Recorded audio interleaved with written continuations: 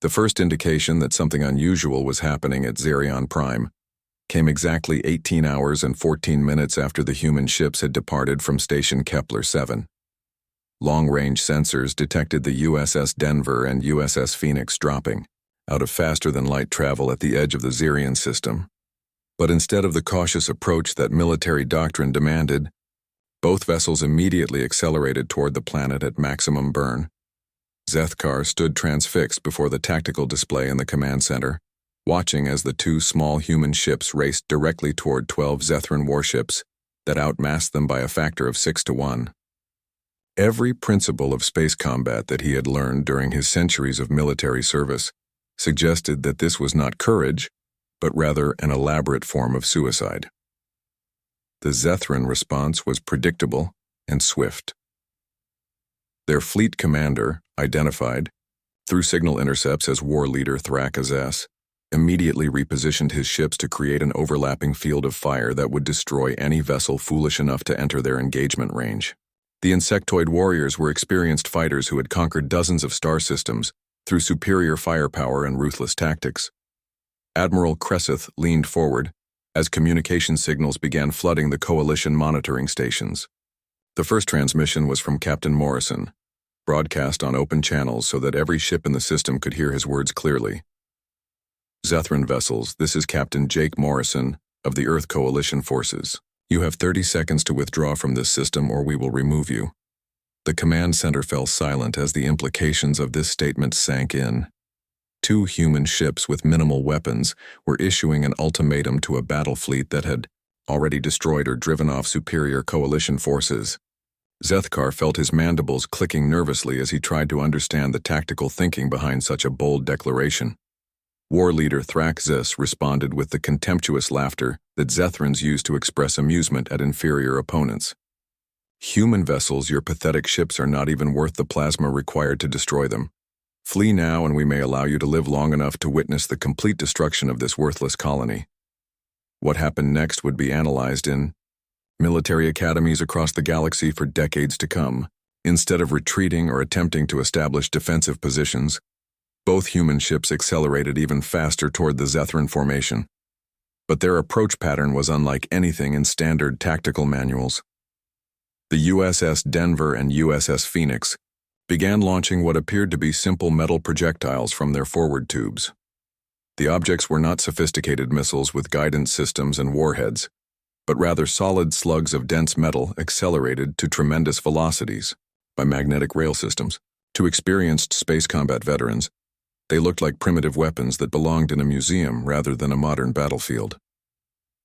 The Zethran fleet commander apparently shared this assessment. His ships made no attempt to evade the incoming projectiles, relying instead on their energy shields to deflect what they assumed were crude kinetic weapons. This confidence lasted exactly 47 seconds. The first impact occurred when a human projectile struck the shield generator of the Zethran heavy cruiser, Venomous Claw. Instead of being deflected harmlessly, the metal slug punched through the energy barrier as if it did not exist and buried itself deep in the ship's hull. The impact was followed by a series of secondary explosions as the projectile's kinetic energy was converted to heat and pressure waves that propagated throughout the vessel's internal structure. Zethkar watched in stunned disbelief as the Venomous Claw listed to starboard, atmosphere venting from multiple hull breaches while emergency lights flickered across its command section. A single primitive projectile had crippled a warship that could have destroyed entire planetary defense fleets. War leader Thrakazes quickly realized that he had underestimated human weapons technology. His remaining 11 ships began evasive maneuvers while charging their plasma cannons for a concentrated barrage that would vaporize the approaching human vessels. But when the Zethrans attempted to target their enemies, they discovered that their sophisticated fire control systems were receiving conflicting data. Lieutenant Commander Pete Williams, the human technology specialist who had seemed so interested in alien computer systems during diplomatic meetings, had spent those sessions studying Zethran communication protocols and electronic warfare capabilities. Now his cyber warfare suite was turning the enemy's advanced technology against them. Zethran targeting computers began displaying false range and bearing information, showing human ships in locations where they did not actually exist. Communication. Arrays started broadcasting contradictory orders that sent individual vessels maneuvering in random directions. Defensive systems cycled on and off according to programs that prioritized power conservation over combat effectiveness. In the growing chaos, Captain Morrison's voice cut through the electronic interference with crystal clarity. All Zethran vessels, this is your final warning. Withdraw immediately or face the consequences. The war leader's response was a concentrated plasma barrage from 8 ships aimed at what their computers insisted was the location of the USS Denver. The brilliant energy beams converged on empty space while the actual human vessel continued its relentless approach from an entirely different vector. Captain Amy Rodriguez, commanding the USS Phoenix, chose that moment to demonstrate another aspect of human tactical doctrine that had puzzled coalition military analysts. Her ship suddenly changed course in a maneuver that should have been impossible, given the limitations of its propulsion system, arriving at point-blank range of the Zethran destroyer Razorwing before its crew could react. The human ship's weapons fired at ranges measured in hundreds of meters rather than thousands of kilometers. At such close distances, even the crude kinetic projectiles became devastatingly effective. The Razorwing's hull armor, designed to withstand plasma impacts, and energy weapons offered no protection against solid metal moving at relativistic velocities. The destroyer simply came apart. Hull plates separated along stress lines while internal compartments explosively decompressed. Within seconds, the proud Zethran warship had been reduced to expanding debris and emergency beacon signals. War leader Thrax SS found himself facing a tactical situation that violated every principle of space combat he had ever learned. The human ships were operating inside his formation, moving with impossible agility while their weapons carved through his fleet with surgical precision. Every attempt to coordinate a response was frustrated by electronic warfare that turned his own systems into enemies. The Zethran heavy cruiser Bone Crusher attempted to ram the USS Denver, reasoning that physical contact would neutralize the electronic interference while bringing superior mass to bear against the smaller human vessel. Captain Morrison's response was to launch a spread of kinetic projectiles directly into the cruiser's path, while executing another impossible course change that brought his ship alongside, rather than in front of the Zethran vessel. The projectiles struck the Bone Crusher's forward sections with devastating effect, but instead of trying to destroy the larger ship, they targeted specific systems with almost surgical precision. The cruiser's main engines went offline as magnetic field generators were severed by carefully placed impacts. Weapon systems failed as power conduits were cut by projectiles that seemed to know exactly where to strike for maximum effect. Within minutes, the Bone Crusher was drifting helplessly while human boarding pods attached themselves to its hull. The pods disgorged teams of human marines who moved through the Zethran ship with the same impossible efficiency their vessels had shown in space combat. Zethkar realized that he was witnessing something unprecedented in galactic military history. The humans were not simply destroying their enemies, they were systematically dismantling them with a level of tactical precision that suggested intimate knowledge of Zethran ship design and crew psychology. As the space battle continued, more Zethran vessels fell victim to human weapons and tactics.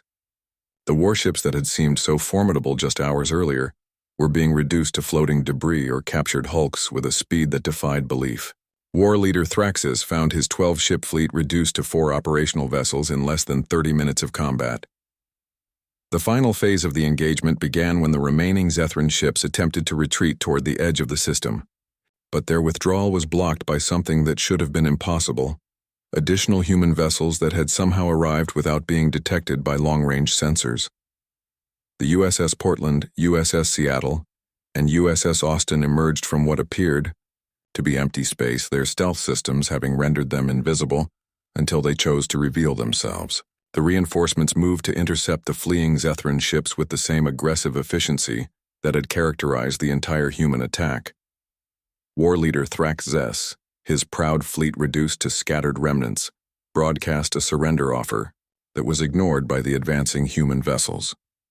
The final Zethran ships were systematically disabled and boarded within the next hour. The emergency klaxon echoed through Station Kepler 7 at 347 hours, jolting Zethkar from his rest cycle. The urgent tone meant only one thing. Active hostilities had begun somewhere in Coalition space. He quickly donned his ceremonial armor and made his way to the command center, where holographic displays showed the grim situation unfolding at Zerion Prime. The mining colony housed nearly 50,000 civilians from 6 different species, all working together to extract rare minerals, essential for Coalition technology. The settlement had been considered one of the safest postings in known space, protected by automated defense platforms and regular patrol sweeps. That protection had proven inadequate against a full Zethran assault fleet. Admiral Cresseth of the Altarian Defense Force stood before the main tactical display, her normally calm demeanor replaced by barely controlled fury. The hologram showed 12 Zethran warships in orbit around Zerion Prime, their distinctive insectoid hulls bristling with weapons designed for maximum destruction. Ground-based sensors indicated that Zethran warriors had already landed and were systematically destroying the colony's infrastructure. Zethkar studied the tactical readouts with professional interest. The Zethrans had chosen their target well. Zerion Prime was isolated enough that reinforcements would take days to arrive, but valuable enough that the Coalition could not simply abandon it. The attack was clearly designed to test Coalition resolve and response capabilities. The first rescue attempt had been mounted by the Kaldorian Fifth Fleet, 3 heavy cruisers with experienced crews and advanced shielding technology. They had lasted exactly 47 minutes before being forced to retreat with heavy damage. The Kaldorian commander reported that Zethran plasma weapons had cut through their defenses like heated metal through ice. The second attempt involved a joint force of Altarian and Vortanian ships, including Zethkar's own flagship, the Honored Claw. They had managed to establish a brief orbital foothold before concentrated Zethran fire forced them to withdraw. 2 ships were lost and hundreds of warriors died trying to break through the enemy perimeter. As reports continued to stream in from the besieged colony, it became clear that the situation was deteriorating rapidly. The Zethrans were not simply occupying the settlement. They were systematically destroying it. Civilian casualties mounted by the hour as the invaders showed no interest in taking prisoners or preserving infrastructure. It was during this grim assessment that Captain Morrison spoke up from his position near the back of the command center. The human had been quietly observing the tactical discussions, occasionally conferring with his own staff but otherwise staying out of the way. Now he stepped forward with a confidence that seemed at odds with his previous behavior.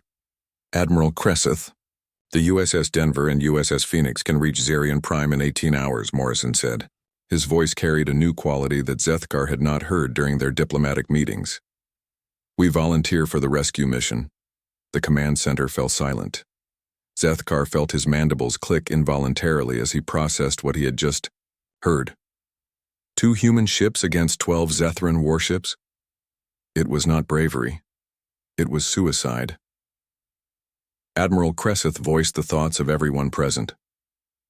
Captain Morrison, I appreciate your species' willingness to help, but this is a military operation, requiring significant firepower.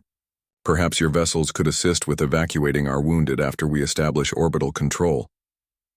The change in Morrison was immediate and unsettling.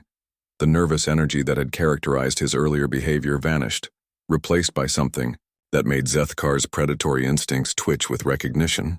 The human's blue eyes had hardened to the color of deep ice, and his entire posture shifted from diplomatic deference to something that resembled a hunting stance.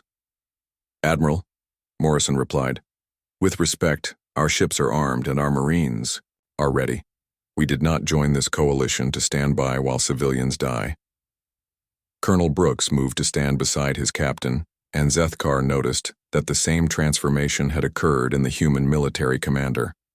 The tired eyes that had spoken of peacekeeping and humanitarian missions now burned with an intensity that made several coalition officers step back involuntarily. Lieutenant Carter was already at a communication console, her fingers flying over the controls as she coordinated with the human ships. The blonde woman who had seemed so overwhelmed by the station's alien technology was now operating the complex systems with the efficiency of a seasoned combat operator. Our ships may not match yours in size or shielding, Colonel Brooks said, addressing the assembled commanders. But we have advantages you might not expect. Human vessels are designed for independent operation in hostile environments. We don't need supply lines or fleet support to maintain combat effectiveness.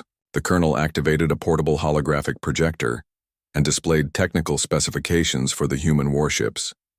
Zethkar studied the data with growing confusion. The ships were indeed smaller than standard coalition vessels, but they carried an unusual mixture of weapon systems and defensive technologies. Most puzzling were the extensive medical facilities and what appeared to be manufacturing equipment aboard each vessel. "Why do warships need industrial fabrication units?" asked Commander Veltar of the Centaurian Navy. Captain Morrison answered without hesitation. "Because when you're cut off from home, you learn to make what you need from whatever materials are available. Human ships are designed to be self-sufficient for extended periods." Dr. White, the human scientist who had spoken about environmental cooperation, stepped forward to explain the technical details. But Zethkar noticed that her demeanor had changed as well. The gentle academic had been replaced by someone who spoke with clinical precision about weapons modifications and tactical applications of civilian technology.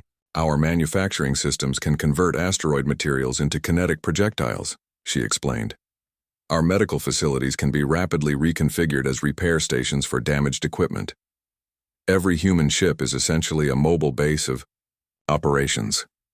The implications of this capability began to dawn on the coalition commanders. Human vessels were not designed for traditional fleet engagements, where ships relied on centralized logistics and command structures. They were built for exactly the kind of isolated, desperate situation that Zerion Prime represented. Admiral Cresseth studied the human proposal with new interest. "What do you need from us, Captain Morrison?" "Nothing," Morrison replied. "Give us 18 hours to reach the system and 6 hours to assess the situation. If we cannot establish a rescue corridor, we will withdraw and provide reconnaissance data for your next attempt."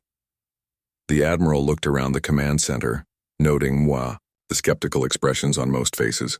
Zethkar found himself torn between admiration for human courage and concern for their obvious lack of understanding about Zethran military capabilities. The insectoid warriors were among the most feared fighters in known space, with natural armor and weapons that made them formidable opponents even without their technological advantages. "Very well," Admiral Cresseth decided. "Captain Morrison, you have authorization to proceed. All coalition forces will maintain communications relay and be prepared to assist if requested." As the humans began preparing for departure, Zethkar observed their transformation with fascination and growing unease. These were not the same beings who had attended diplomatic meetings just weeks earlier. The change was so complete that he began to wonder if humans possessed some kind of psychological adaptation that allowed them to shift between peaceful and aggressive modes of behavior. The departure of the human ships was as efficient as their arrival had been clumsy. Both vessels disengaged from the station with precise movements and accelerated toward Zerion Prime with a speed that impressed even veteran spacers. Their communication protocols were crisp and professional, showing none of the hesitation or deference that had characterized earlier interactions. Zethkar remained in the command center, monitoring long-range sensors and communication intercepts. The next 18 hours would either vindicate his assessment of human military capabilities or demonstrate that their courage far exceeded their combat effectiveness. As he watched the tactical displays, one thought kept recurring in his mind. The humans who had just departed for Zerion Prime were not the same species he had evaluated during the diplomatic meetings. Something fundamental had changed when civilians were threatened, and Zethkar found himself wondering what other surprises these supposedly peaceful beings might be hiding. The orbital battle had been shocking enough, but what followed on the surface of Zerion Prime would challenge everything Zethkar thought he understood about warfare itself. As human drop pods began their descent toward the mining colony, the Fortanian commander found himself studying battlefield sensor readings that made no tactical sense according to conventional military doctrine. Colonel Brooks had deployed exactly 200 human Marines against an estimated 4,000 Zethran, ground troops who had been systematically destroying the colony for the past 3 days. The mathematical impossibility of the situation was obvious to every military observer monitoring the operation from Station Kepler 7. Yet the humans seemed completely unconcerned by the overwhelming numerical disadvantage they faced. The first indication that something extraordinary was happening came when the human drop pods landed. Instead of deploying in concentrated formations that would allow for mutual support and coordinated maneuvers, the Marines scattered across the colony in small teams of 8 to 12 individuals. This violated every principle of ground combat that Zethkar had learned during his centuries of military service. Sethran warriors were among the most feared infantry fighters in known space. Their natural chitinous armor provided protection, equivalent to military-grade body armor, while their razor-sharp claws and mandibles could tear through most materials with ease. They stood over 2 meters tall on average and possessed physical strength that allowed them to carry heavy weapons that would require vehicle mounts for other species. More importantly, Zethrans had evolved as hive-minded hunters who coordinated their attacks through pheromone signals and subsonic communication. They moved in perfect synchronization, anticipated each other's actions, and showed no fear of death when pursuing their objectives. The idea that scattered human teams could survive contact with such formidable opponents seemed like fantasy rather than military planning.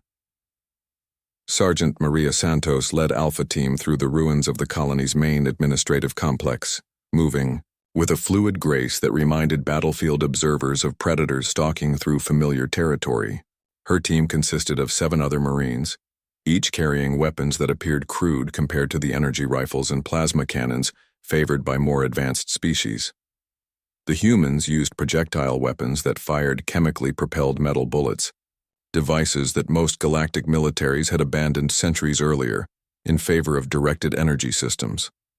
Their armor was lightweight composite material that offered minimal protection against heavy weapons. They carried limited ammunition and relied on organic food supplies rather than the efficient energy tablets used by modern armies. Yet when Alpha Team encountered their first Zethran patrol, the result was not the massacre that tactical projections had predicted.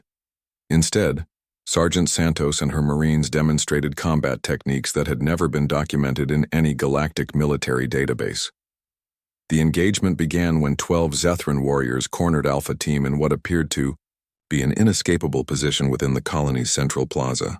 The insectoid soldiers moved with their characteristic coordination, using overlapping fields of fire to prevent human movement, while advancing to close combat range, where their physical advantages would prove decisive. Sergeant Santos responded by doing something that violated every rule of small unit tactics. Instead of seeking cover or attempting to establish a defensive perimeter, she ordered her team to spread out and engage the Zethrans individually. This should have resulted in the humans being defeated in detail by superior numbers, but the opposite occurred. Each human Marine seemed to anticipate Zethran movements with uncanny accuracy. Private Danny Kim, who weighed perhaps 70 kilograms, somehow avoided the clawed strike of a Zethran warrior twice his size and responded with a precise burst of gunfire that found the gaps in his opponent's natural armor. The insectoid soldier, who should have been able to shrug off such primitive weapons, collapsed with what appeared to be catastrophic internal injuries. Corporal Lucy White demonstrated another impossible human capability when she engaged 3 Zethran warriors simultaneously. Instead of being overwhelmed by multiple opponents, she moved between them with fluid precision, using their own aggressive instincts against them. The Zethrans, accustomed to coordinated pack hunting, found themselves interfering with each other's attacks as the human soldier turned their formation into a liability. But what truly shocked the battlefield observers was how the humans responded to casualties. When Private Bobby Chen was wounded by Zethran claws that penetrated his lightweight armor, his teammates did not retreat or call for medical evacuation. Instead, they became more aggressive and focused, as if the injury had triggered some kind of enhanced combat state. Private Lucy White, who served as the team's medic, dragged Chen to safety while simultaneously providing covering fire for her squad mates. Her movements were economical and precise, showing no wasted motion despite the chaos surrounding her. She treated Chen's wounds with medical supplies that seemed primitive compared to standard galactic technology, yet her patient was back in action within minutes rather than the hours that advanced medical systems typically required. Zethkar began to realize that human military doctrine was based on principles that other species had never considered. The Marines operated with a level of independence that would have been impossible for troops trained in rigid command structures. Each individual seemed capable of making tactical decisions that supported the overall mission without requiring specific orders from superiors. Team Bravo, led by Sergeant Rick Turner, demonstrated this capability when they became separated from other human units during the assault on the colony's power generation facility. Instead of attempting to rejoin friendly forces or calling for support, Turner's team began systematically sabotaging Zethran equipment and eliminating isolated enemy soldiers. The sergeant's approach to combat was unlike anything documented in galactic military manuals. He used the colony's damaged infrastructure as both cover and weapon, collapsing weakened structures onto Zethran positions and redirecting damaged power conduits to create electrified barriers that channeled enemy movement into kill zones. Most remarkably, Turner's team began adapting Zethran equipment for their own use. The humans somehow intuited the operating principles of alien technology and modified captured weapons to suit their own tactical requirements. This level of technical improvisation suggested intellectual capabilities that went far beyond simple military training. The pattern repeated itself throughout the colony as human teams encountered and defeated Zethran forces that should have been overwhelmingly superior. The Marines showed an almost supernatural ability to predict enemy movements, coordinate with each other across vast distances without apparent communication, and maintain their effectiveness even when cut off from command support. Colonel Brooks himself led the assault on the colony's main defensive complex, where the largest concentration of Zethran warriors had established their command center. His team of 20 Marines faced over 300 enemy soldiers in a fortified position that had already repelled 2 coalition attempts to recapture it. The colonel's approach was to divide his small force into even smaller teams that attacked from multiple directions simultaneously. This should have resulted in the humans being defeated by concentrated Zethran firepower, but instead, it created a situation where the defenders could not coordinate their response effectively. Each human team moved with perfect timing, striking at precisely coordinated moments that prevented the Zethrans from bringing their superior numbers to bear. The Marines used captured enemy weapons alongside their own equipment, creating confusion about the size and composition of the attacking force. When Zethran warriors attempted to counterattack, they found themselves facing an enemy that seemed to vanish and reappear at will. The humans used the colony's service tunnels and maintenance shafts to move unseen, striking from unexpected directions before disappearing again into the facility's infrastructure. The final phase of the ground assault lasted less than 6 hours. 4,000 Zethran warriors, supported by heavy weapons and fighting from prepared positions, were systematically eliminated or captured by 200 human Marines who had landed with nothing but basic equipment and standard weapons. Rescue operation that coalition analysts had estimated would require 3 full divisions and result in thousands of casualties was completed by a force smaller than a single company. Every trapped colonist was evacuated safely, and the Zethran occupation force was either destroyed or driven off the planet. As reports filtered back to Station Kepler-7, Zethkar found himself confronting the uncomfortable realization that his species' understanding of warfare was fundamentally incomplete. The humans had demonstrated capabilities that transcended conventional military science, fighting with an effectiveness that seemed to violate the basic laws of tactics and strategy. The most disturbing aspect of the human performance was how natural it appeared to them. The Marines showed no surprise at their success, no indication that they had accomplished anything remarkable. Commander Zethkar stood on the observation deck of Station Kepler-7 and watched the human ship dock with what he could only describe as amateur clumsiness. The vessel bumped twice against the docking clamps before finally settling into place, with a metallic groan that echoed through the station's hull. He clicked his mandibles in disapproval and made a mental note to recommend that human pilots receive additional training before being allowed near coalition facilities. The Vortanian officer had been looking forward to this meeting for weeks, though not for reasons that would have pleased the humans. As one of the Coalition's most experienced military commanders, Zethkar had been tasked with evaluating the combat potential of every species that joined their alliance. The preliminary reports on humanity had been less than impressive. They came from a small blue planet on the outer edge of an unremarkable galaxy arm. Their homeworld was divided into hundreds of competing nations that spent most of their time fighting each other over resources, territory, and ideological differences. They had barely managed to achieve faster-than-light travel and had only recently stopped killing each other long enough to present a unified front to the galaxy. The airlock hissed open, and the human delegation emerged. Zethkar studied them with the practiced eye of a warrior who had seen dozens of species try to prove their worth to the Coalition. What he saw did not inspire confidence. Captain Jake Morrison led the group. He was a man of medium height with brown hair that looked like it had been hastily combed and blue eyes that seemed to take in everything around him with nervous energy. His uniform was crisp and clean, but it hung on his frame in a way that suggested he was more comfortable in civilian clothes.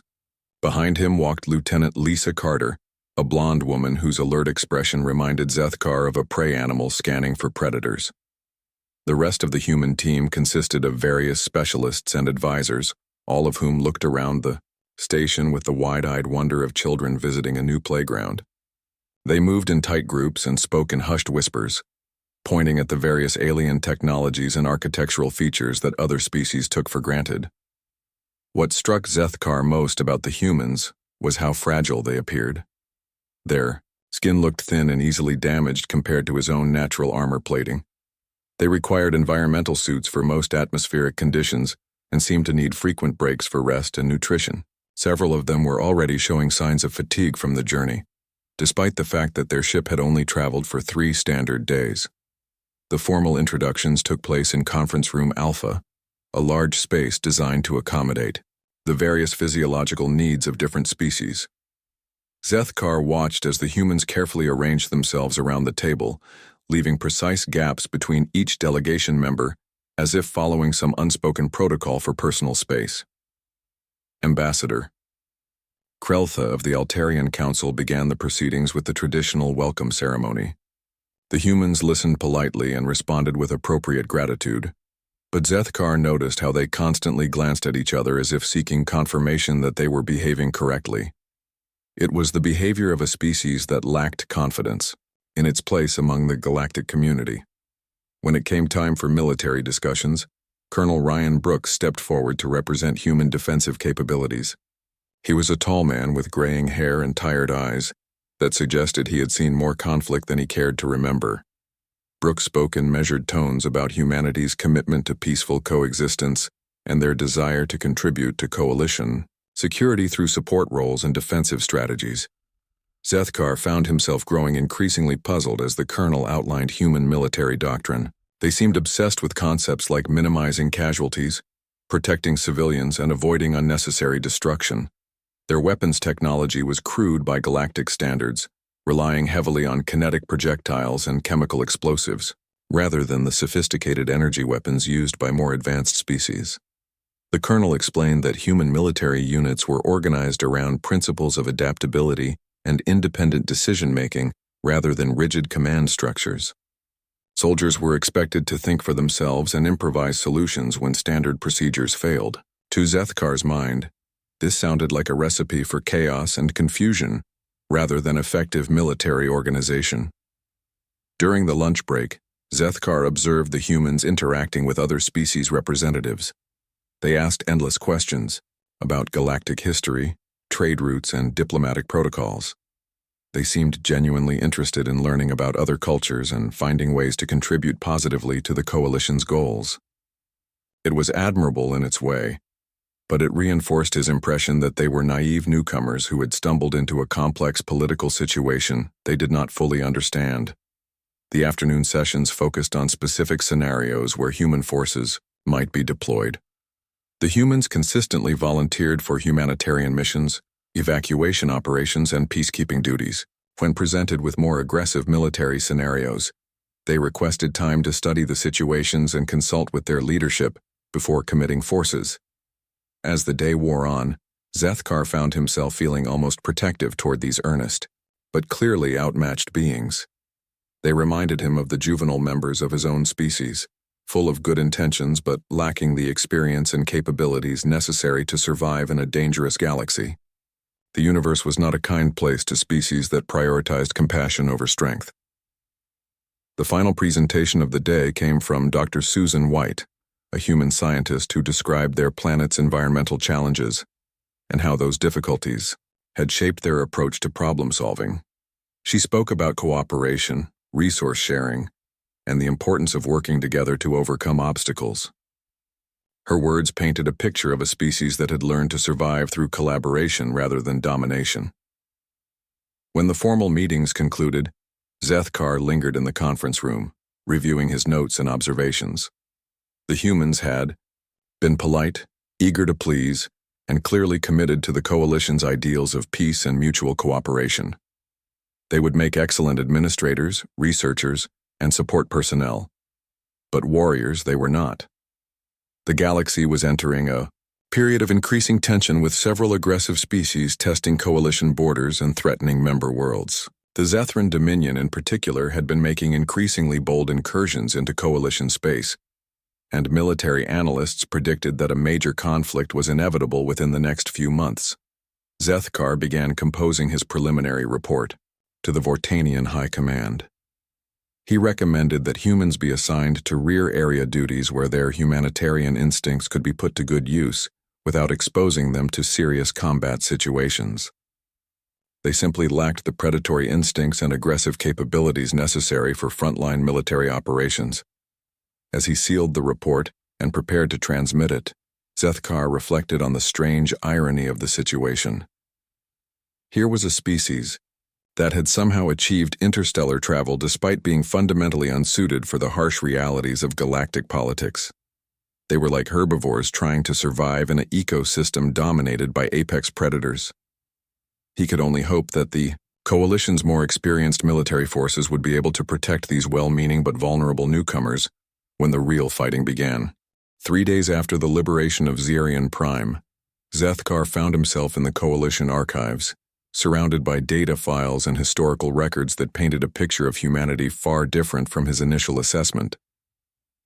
The victory at Zerion had been so complete, so devastating in its implications, that he felt compelled to understand how he had been so wrong about these apparently fragile beings.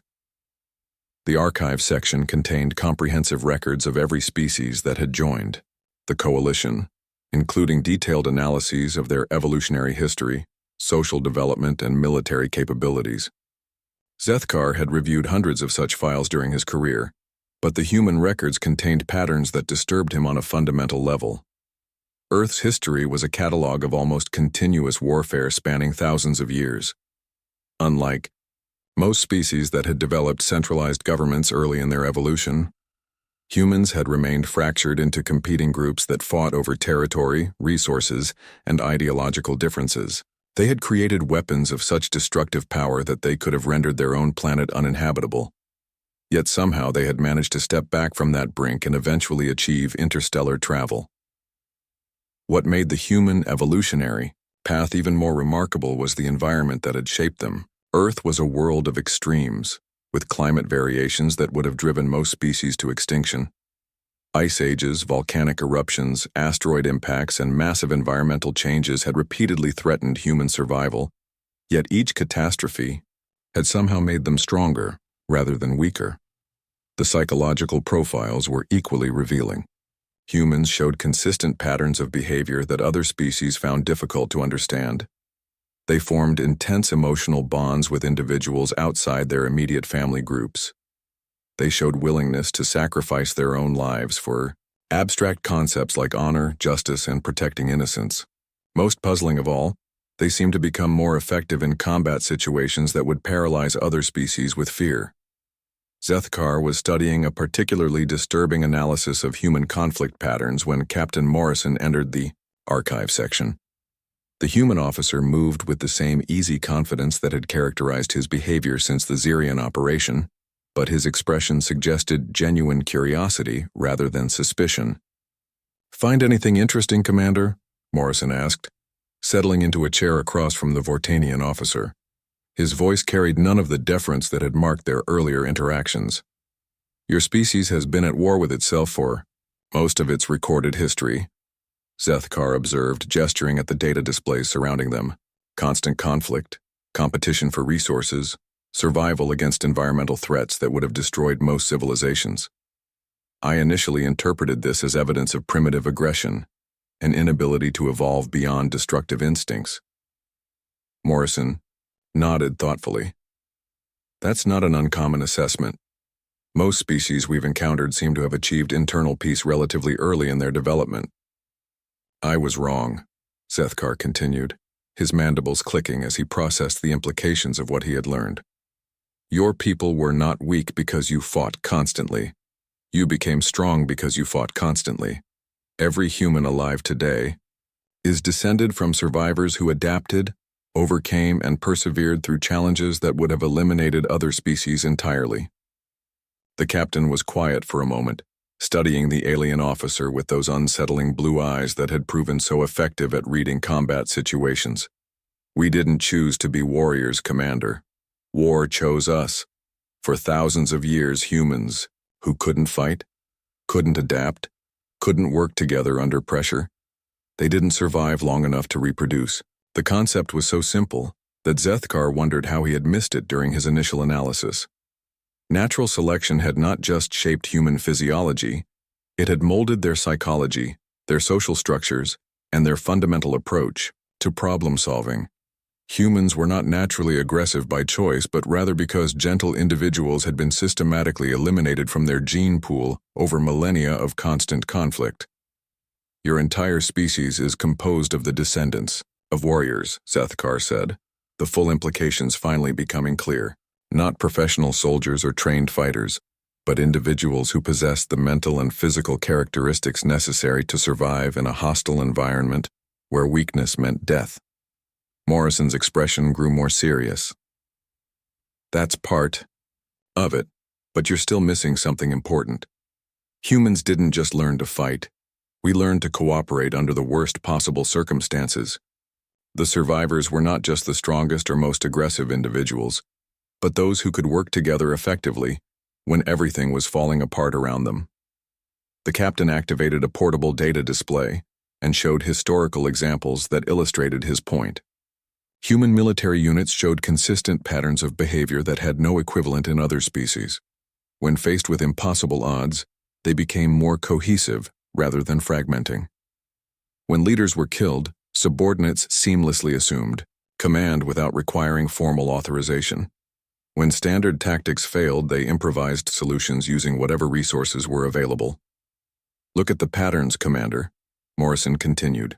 "Every major human conflict produced innovations in technology, tactics, and social organization. We didn't just fight. We learned from every battle, adapted our methods, and shared knowledge across cultural boundaries.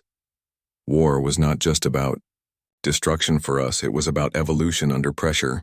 Zethkar studied the examples with growing unease. Human conflicts had indeed produced remarkable advances in multiple fields. Medical techniques developed to treat battlefield injuries had led to revolutionary improvements in general health care. Communication systems designed for military coordination had become the foundation for global information networks. Even their approach to manufacturing had been shaped by the need to produce equipment under wartime conditions. "But you joined the coalition seeking peace," Zethkar pointed out. "Your representatives spoke constantly about cooperation, humanitarian missions, and avoiding unnecessary conflict." Morrison's smile was both sad and proud. "Commander, that's exactly what makes humans dangerous to species like the Zethrans. We're not warlike because we enjoy fighting. We're effective warriors because we understand the true cost of war and we're willing to pay any price to protect those who cannot protect themselves." The captain pulled up footage from the Zerion Prime operation, showing human Marines moving through the colony with deadly efficiency.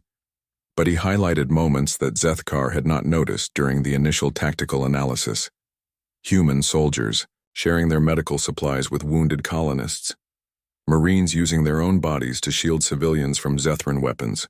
Teams risking their lives to rescue individuals who had no strategic value. "Every human who fought at Zerion knew that they might die," Morrison explained. But they also knew that failure meant innocent people would suffer and die while they were in a position to prevent it. That combination of capability and moral responsibility is what makes humans effective in combat situations. Zethkar felt his understanding shift as he recognized the pattern. Human military effectiveness was not based on superior technology or training, but rather on psychological characteristics that had been refined through thousands of years of evolutionary pressure. They fought not because they were naturally violent, but because their species had learned that sometimes violence was the only way to protect the innocent. Your warriors are not professional soldiers following orders, the Vortanian commander said slowly. They are individuals who have chosen to become monsters so that others do not have to face monsters alone. Now you're beginning to understand, Morrison replied. When we joined the coalition, we hoped that our fighting days were over. We thought that we could contribute through peaceful means and leave warfare to other species who seemed better suited for it. But when we saw innocent people threatened by predators who respected nothing but superior force, something fundamental awakened in every human involved. The captain stood to leave, but paused to make one final point that would haunt Zethkar for years to come. Commander, there's something else you should understand about humans. We didn't fight at Zerion Prime because we're naturally violent. We fought because we've learned something that other species apparently have not, which is, sometimes the only way to protect the innocent is to be more dangerous than those who would harm them. As Morrison left the archives, Zethkar remained among the data files, contemplating this new understanding of human nature. He began composing his revised report to the Vortanian High Command, knowing that his recommendations would fundamentally alter how the coalition viewed their newest members. The report concluded with observations that would become legendary throughout galactic military academies. Humans were not the weak, fractured species that initial assessments had suggested. They were something far more complex and potentially powerful. Warriors who chose peace but never forgot how to wage war with devastating effectiveness. In his final analysis, Zethkar wrote that humanity's greatest weapon was not their technology or their tactics,